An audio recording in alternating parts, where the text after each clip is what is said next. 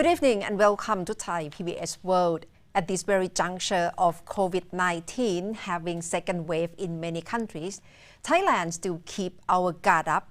And at the same time, there are so many requests from Thai overseas who want to return home. And the Thai government is dealing with all the requests to try to arrange repatriation.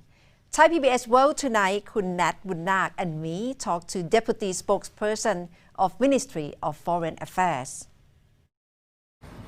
So far, it seems there are so many petitions from Thai overseas who want to return home, but the queue seems still quite long. Have you got any urgent requests so far, especially for them to return to Thailand?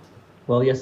First of all, I'd just like to say that the government, the Ministry of Foreign Affairs, continues to assist Thai nationals abroad in repatriating back to Thailand. To date, right now we have already sent back over 69,000 Thai nationals from 97 countries and territories.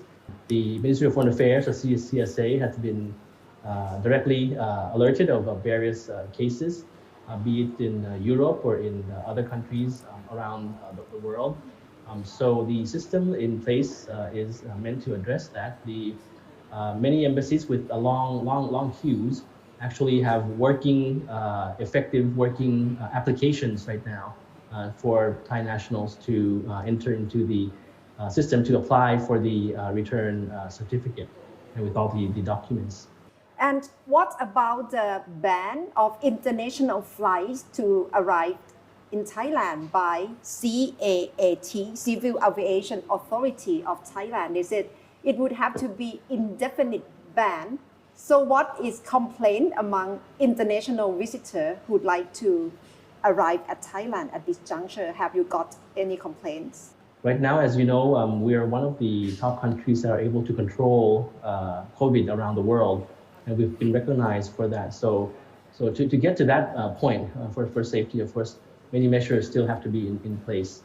So the commercial regular travel ban is still there, but don't forget that for foreign nationals, there have been many groups that have been announced to allow to return already.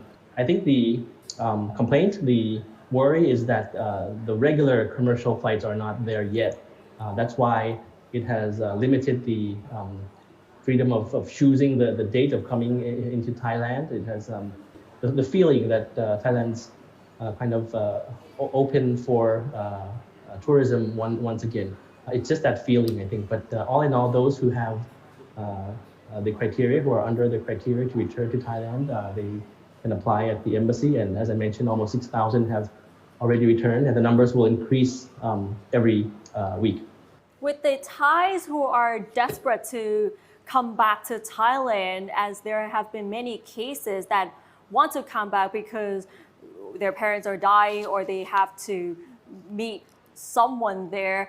And we've been hearing complaints that they didn't receive enough help. So what have you been doing so far to solve this issue?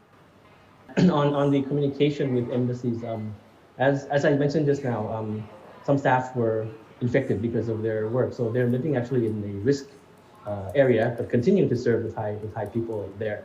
So in terms of communication, they've been bombarded, of course, since the beginning of this year with so many contacts and requests. So I think it's about managing the communication with the Thai public. But they've moved to social media, as well as some embassies have applications for better communication with the Thai public. There are some, I am aware, that wanted to contact the embassy, but then of course some embassies with so many people are kind of busy. So I think it's just a matter of time before they get back to the Thai nationals. When the information is registered with the embassy, they will consider special cases, emergency cases, and as I mentioned, medical cases, those who have urgent need to be on the next available flight because they have to visit their sick parents, as you mentioned, or have some emergency. So that's a consideration that is always there for the embassies. We'd like to offer our moral support to both the embassy officials and as well as the Thai people still remaining outside the country and who wish to return. And Mr. Deputy, you must have heard of the campaign, Love is not tourism. There's pressure and growing request by unmarried couples and lovers that they want to meet. Have you got any particular request from Thai who live abroad under this campaign? Right now, there is awareness of this in the CCSA for consideration, but in reality, there is no legal basis.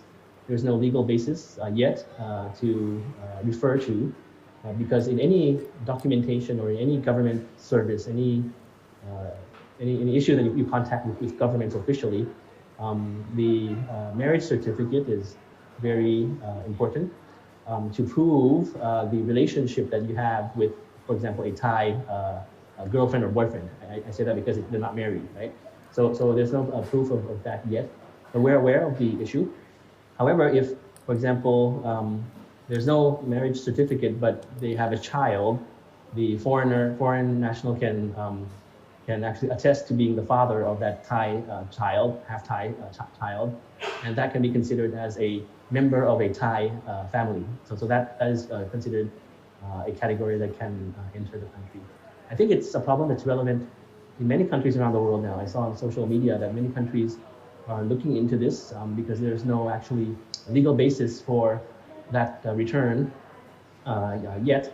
Because of course some people might have a relationship that is long-lasting, that is very, it seems official, okay? But some people might have relationships which have not been together as a couple for that long. So it's kind of difficult to prove.